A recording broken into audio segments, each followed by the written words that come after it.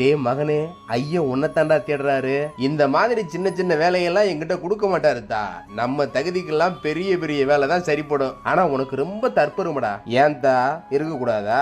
அப்படி எண்ணத்துல குறைஞ்சு போனேனா என்னை பத்தி எவனையும் எடுத்து சொல்லணும்னு எதிர்பார்க்க மாட்டேன். என்னை பத்தி நானே பேசிக்கிடுவேன். இதை போய் தற்பெருமைன்னு சொல்லுவியா?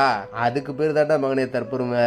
சரிதா, நீ அப்படியே நினைச்சுக்க. எனக்கு ஒன்னும் கவலை இல்ல. மத்தவே என்ன நினைப்பான்னு என்ன நான் மாத்திக்க தேவையே இல்ல. மாத்திக்கவே வேணாம்டா ஐயா, நீ அப்படியே இரு. ஆனா ஐயன் உன்னைத்தான் கூப்பிடுறாரு, போய் என்னன்னு கேளு. என்னத்தான் கூப்பிடுறாரா? ஆமாடா, உன்னைத்தான் கூப்பிடுறாரு. என்ன ஐயனே, என்ன கூப்பிட்டுருக்கீங்க? ஐயா சொல்லல, உங்ககிட்ட ஒரு வேலையை கொடுக்குறேன், செய்வியா? என்ன வேலை, எப்படி செய்யணும்னு மட்டும் சொல்லுங்க, சிறப்பா செஞ்சு முடிக்கிறேன். அதுக்காகத்தாண்டா ஐயா உன்னை கூப்பிட்டேன். ஒண்ணும் இல்ல, இந்த ஐவர் ராசா அலைஞ்சு தெரிஞ்சு கஷ்டப்பட்டு இடத்த கண்டுபிடிச்சிட்டான். அவன் விருப்பப்படி நானும் வந்துட்டேன். இப்ப நமக்கான இடத்துல நமக்குன்னு ஒரு கோயிலை உருவாக்கணும். அதுக்கு நாம வந்ததை இந்த சனத்துக்கு தெரியப்படுத்தணும். அதுக்கான வேலையை நீ தான் பார்க்க போற. அதுக்குன்னு போற வர்ற எல்லாத்தையும் என்னத்தையாவது செஞ்சு பயன்படுத்த கூடாது. இதுக்கான ஆளா தேடி பிடிச்சு அவனுக்கு மட்டும்தான் உணர்த்தணும். அதை மட்டும் மனசுல வச்சுக்கியா. கவலையே படாதீங்க. நீங்க எதிர்பார்த்த மாதிரி ஒருத்தனை கண்டுபிடிச்சு அவனுக்கு மட்டும் நாம வந்ததை உணர்த்துறேன். போதுமா?